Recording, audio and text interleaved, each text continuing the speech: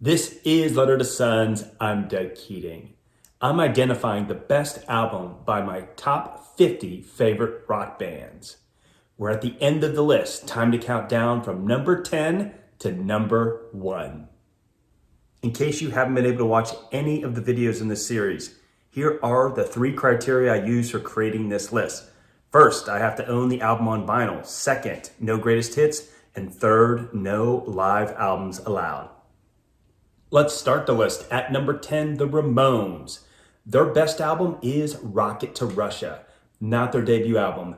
Better songs on this album. And besides, with the hell that Putin's putting us through right now, Rocket to Russia sounds pretty awesome. The other band at number 10, the Beatles. My wife still has not forgiven me for listing the Beatles as number 10 on this list. My pick for best album, and this is a hard pick to make, is Revolver.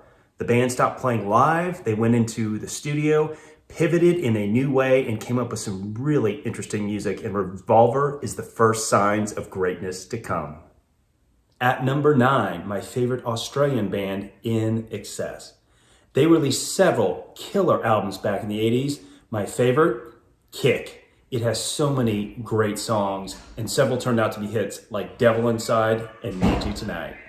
Number 8, The Replacements. Several good albums to pick from. Their best, Tim. This album confirmed that this band was something special and that they were going somewhere in the future. Number 7, Mumford and Sons. Hard choice because I like all of their albums. My pick for the best, Delta, their most recent release. I don't think it did as well commercially, but man, does it have just a lot of great songs to include the title track. Number 6, Switchfoot. Another hard choice. I enjoy many of their albums. My pick for their best record, The Beautiful Letdown. This album introduced them to the non-Christian music audience, and it has several killer songs such as Meant to Live. We're in the top 5. At number 5, the only band that really mattered, The Clash. Their first 3 albums were all excellent. Their best, London Calling. Making a double album is a huge risk for a band. Most bands can't pull it off. The Clash do it with style. End-to-end awesome music, kicking off with the title track, London Calling. At number 4, the Foo Fighters. Their best album, in my opinion, is Wasted Light. Recorded in Dave's garage, it has a vintage sound, and all the songs are awesome except for one. White Limo, Can't Stomach It. The rest, killer tunes. Let's get obscure. At number 3, Stiff Little Fingers. Their best album, not their debut. It's their second, Nobody's Hero. It includes my 2 favorite songs by them, Gotta Get Away and Tin Soldiers. If you've never heard of this band, listen to this album. If you don't like it, stop there. It doesn't get any better than this. Number 2, the Rolling Stones. Hard pick, lots to choose from. Best album, Sticky Fingers.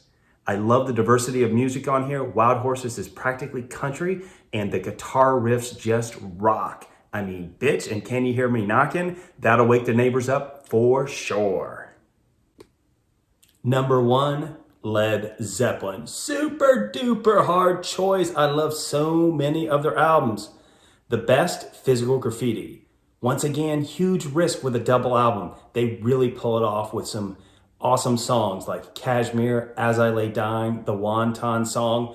I have to confess, there's a few tracks on here I do not care for quite as much, but the rest of the album more than carries its weight and makes this their best. The best album by my favorite band of all time, U2, is Achtung Baby. Perhaps a surprise choice. I was super proud of the boys from Dublin. They took a huge risk in the early 90s, went to Berlin after the wall comes down to record this album, and released just a really different sound with several hit songs like one, Who's Gonna Ride Your Wild Horses, Mysterious Ways. They really surprised a lot of people, and it is just one of my favorite albums. Awesome music end to end. There you have it, my list of the best album by my 50 favorite rock bands.